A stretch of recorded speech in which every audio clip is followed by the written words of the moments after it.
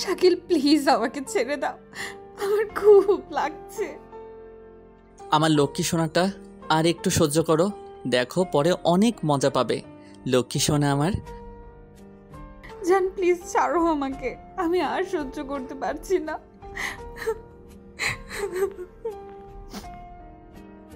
পারবে জান, পারবে। এই তো আস্তে আস্তে করছি, দেখো কোনো কষ্ট পাবে না। আমি আমার নিজের মতো করে জান্নাতকে জোরে জোরে আদর করতে লাগলাম। জান্নাত ব্যথায় কুকড়ে কুকড়ে উঠছে। জান্নাত যতবার কুকড়ে ওঠে ততবার আমি জান্নাতের ঠোঁটে ঠোঁট মিলে দেই। আমি ওই দিকে কোনো খেয়াল না দিয়ে নিজের মতো নিজেই কাজ করতে লাগি। বেশ কিছুক্ষণ পর জান্নাতকে ছেড়ে দিয়ে শুয়ে পড়ি। জান্নাতকে আমি চিনতাম না। একদিন রাত করে বাজার দিকে যাচ্ছি, তখন দেখতে পাই কয়েকটা ছেলে একটা মেয়েকে হেরাস করছে। আমি হিরোদের মতো এগিয়ে গেলাম। ও মা, এই তো দেখি এলাকার বড় ভাই। আমি এখন কি করি? একা তো পারবো না। উপায় না পেয়ে মেয়েটাকে গিয়ে জড়িয়ে ধরে বললাম, জান তুমি এখানে ভাইয়াদের সাথে কি করো? ও ভাইয়া, আসসালামু আলাইকুম, কেমন আছেন?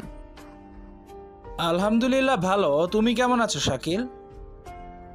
আলহামদুলিল্লাহ ভালো, বাট আপনি আপনার ভাবির সাথে কি করছেন? আমি মেয়েটাকে ছেড়ে দিয়ে বললাম। মেয়েটা আমার দিকে অবাক দৃষ্টিতে তাকিয়ে আছে। কি ভাবি মানে? এই মেয়েটাকে চেনো? কি যে বলো না ভাই, চিনবো না কেন? ওই তো আমার গার্লফ্রেন্ড, আর আমাদের পড়াশোনা শেষ হলে বিয়ে করব। মেয়েটা কিছু বলতে যাবে, তখন আমি থামিয়ে বললাম, জান তুই বলো নাই ভাইয়াকে আমাদের সম্পর্কে? আচ্ছা, তোমার গার্লফ্রেন্ডকে নিয়ে যাও, কেউ ডিস্টার্ব করলে আমাকে বলবে। ওকে ভাইয়া, আসসালামু আলাইকুম। কথাটা বলে মেয়েটাকে হাত ধরে টেনে নিয়ে গেলাম। বেশ কিছু দূর যাওয়ার পর মেয়েটা আমার হাত এক ঝটকে ছাড়িয়ে দিয়ে ঠাস ঠাস করে আমার গালে থাপ্পড় দিল। আমি গালে হাত দিয়ে মন খারাপ করে তাকিয়ে বললাম, বারে আমাকে মারছেন কেন? মারছি কেন বুঝতে পারছেন না? আমাকে কোন সাহসে জড়িয়ে ধরলেন, আবার আমার হাত ধরে আনলেন? আপনার সাহস দেখে পাচ্ছি না। আর আমি আপনার গার্লফ্রেন্ড হলাম কিভাবে? বাহ বাহ, কোথায় বাঁচাইলাম আর উল্টা আমি মার খেলাম। কি ভাবছেন ওদের হাতে পড়লে আপনি এখন এইভাবে দাঁড়িয়ে থাকতে হতো না? নিজের ইজ্জত দিয়ে তারপর এখান থেকে যেতে দিত।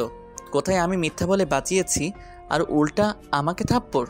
ওকে দাঁড়ান, আমি এখন ওদের সত্যিটা বলি, দেখেন কি করে আপনার। সরি, আসলে আপনি আমাকে টাচ করেছেন, তার জন্য মাথাটা গরম হয়ে গিয়েছিল, তাই থাপ্পড়টা দিয়েছি। আমাকে ক্ষমা করে দিন, আর ধন্যবাদ আমাকে বাঁচানোর জন্য। হয়েছে হয়েছে, এখন যান। কোথায় যাবেন যান, আর আপনাকে তো এই এলাকায় নতুন মনে হচ্ছে। জি, আমি এখানে নতুন।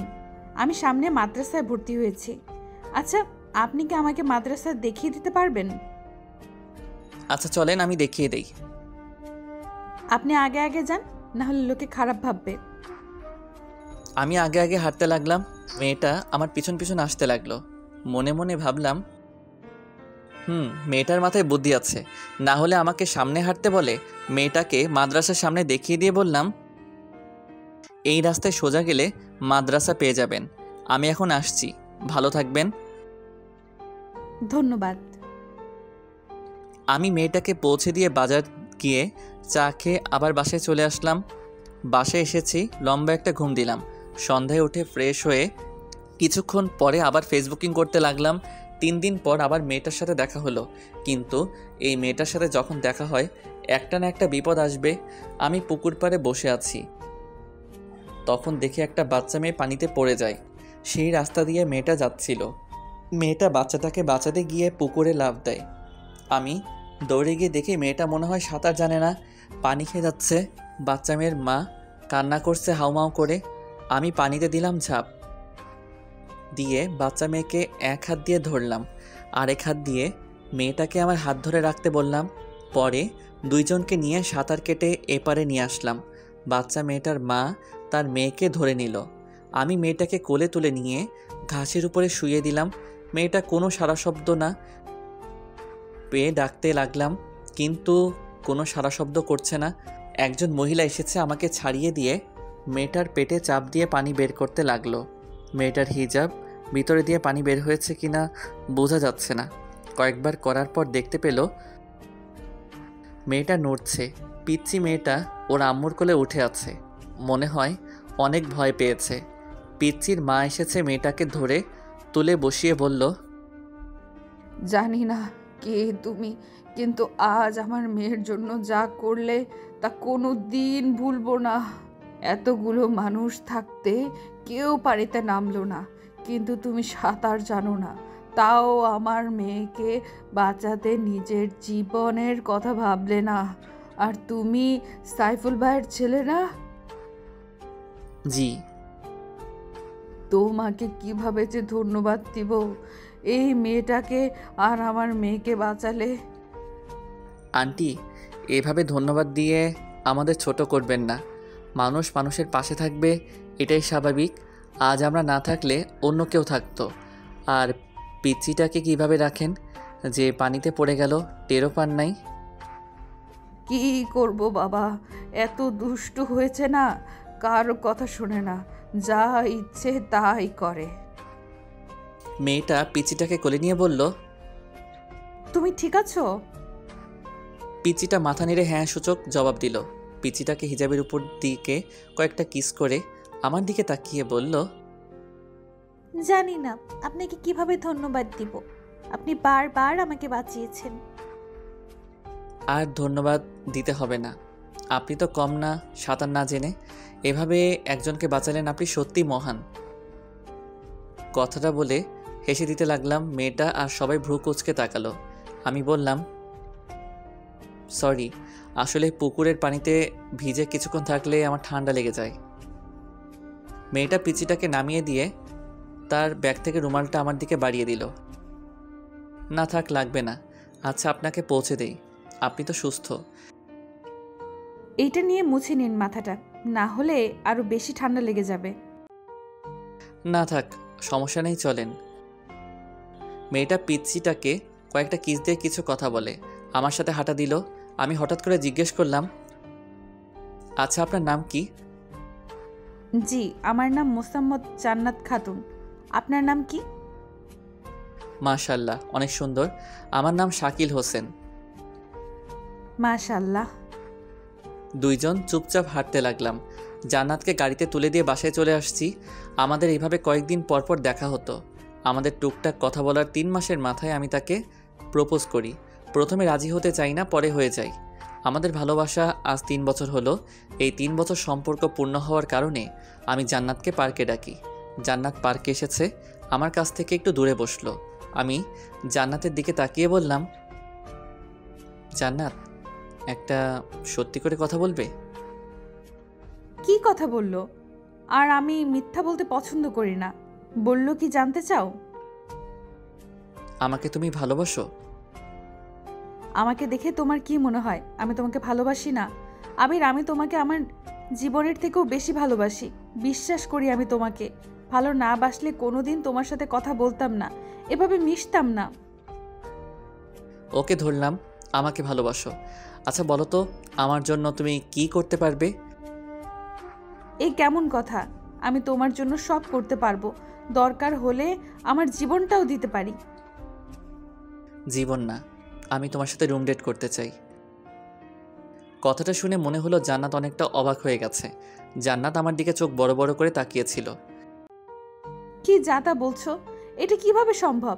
বিয়ের আগে এগুলো করতে পারবো না, এটা হারাম, আমি কখনো করতে পারবো না। আমাকে দরকার হলে মেরে ফেলো। আমি রাগ করে বললাম, ওকে, তুমি তোমার হারাম নিয়ে থাকো, আমি গেলাম। কথাটা বলে আমি হাঁটা দিই। জান্নাত আমাকে ঠেকানোর চেষ্টাও করে নাই। আমি বাসায় এসেছি, সারাদিন রুমে ছিলাম। রাত 3টার সময় জান্নাত আমাকে কল দেয়, আমি রিসিভ করি না। অনেকগুলো SMS দেয়। লাস্টের SMS দেখে ফোনটা ধরলাম। কি হয়েছে? SMS কল কেন দিচ্ছেন?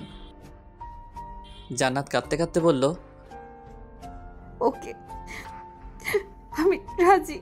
তুমি বলো কখন আমাকে দেখা করতে হবে। আমি খুশি হয়ে বললাম, সত্যি জান, তুমি রাজি? ওকে, তুমি পার্কের সামনে এসেছো, আমি তোমাকে ওইখান থেকে নিয়ে যাব। আই লাভ ইউ মেরি জান। সাথে সাথে জান্নাত ফোনটা কেটে দিল। আমি ঘুমিয়ে পড়লাম। সকাল 8টায় উঠে সোজা বাইক নিয়ে পার্কে যাই। ওইখান থেকে জান্নাতকে নিয়ে একটা হোটেলে যাই।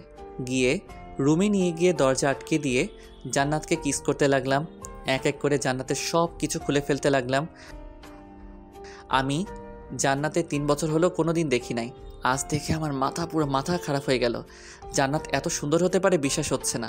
আমি পাগলের মতো জান্নাতকে আদর করতে লাগলাম। শাকিল প্লিজ আমাকে ছেড়ে দাও, আমার খুব লাগছে। আমার লক্ষ্মী সোনাটা আর একটু সহ্য করো, দেখো পরে অনেক মজা পাবে। লক্ষ্মী সোনা আমার। আমি নিজের মতো করে জোরে জোরে আদর করতে লাগলাম। জান্নাত ব্যথায় কুকড়ায় কুকড়ায় উঠছে। জান্নাত যতবার কুকড়ায় উঠে ততবার আমি জান্নাতের ঠোঁটে ঠোঁট মিলে দেই। আমার ওই দিকে কোনো খেয়াল না দিয়ে নিজের মতো নিজে কাজ করতে লাগলাম। কাজ শেষ করে কিছুক্ষণ পর উপরে শুয়ে থেকে গোসল, জামা কাপড় পরে ওকে পার্কের সামনে নামিয়ে দিয়ে সেই যে ওর সাথে লাস্ট দেখা ছিল, তারপর আমি লন্ডন চলে যাই। আর কখনো খোঁজ খবর নেই নাই। আজ 6 বছর পর দেশে ফিরছি আব্বু আম্মুর সাথে ঝগড়া করে। বাড়ি থেকে বের হয়ে যাই, কোনো খোঁজ খবর রাখি নাই কারোর সাথে। বন্ধুর সাহায্য জবটাই পেয়েছিলাম, কোম্পানির জন্য দেশে আসতে হলো। এয়ারপোর্টে থেকে সোজা হোটেলে গিয়ে উঠি। ফ্রেশ হয়ে খাবার খেয়ে গাড়ি নিয়ে বের হলাম নিজের বাড়ির দিকে। বাড়ির সামনে গিয়ে অবাক হলাম, এখন বাড়িটা অনেক উন্নত হয়েছে। আগে ছিল 1 তলা, এখন হয়েছে 2 তলা। গেট সামনে যাইতে একটা বাচ্চা মেয়ে এসেছে, আমাকে পিছন থেকে বলল, এই যে আঙ্কেল, কি ব্যাপার? আপনি আমার বাড়িতে এভাবে উকিঝুঁকি মারছেন কেন?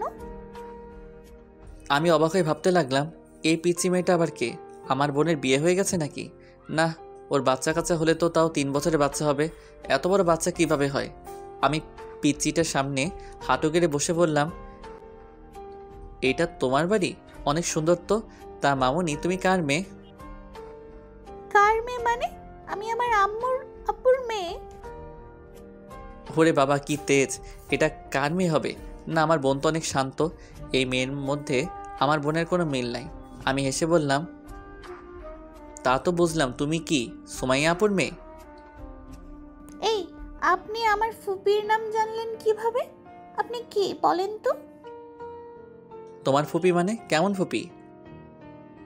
কেমন ফুপি মানে? ধ্যাৎ, সামনে থেকে সরেন তো, ভেতরে যেতে দিন। মেয়েটা ভিতরে ঢুকতেই পিছন থেকে কেউ বলে উঠল, দাদু ভাই কার সাথে কথা বলো?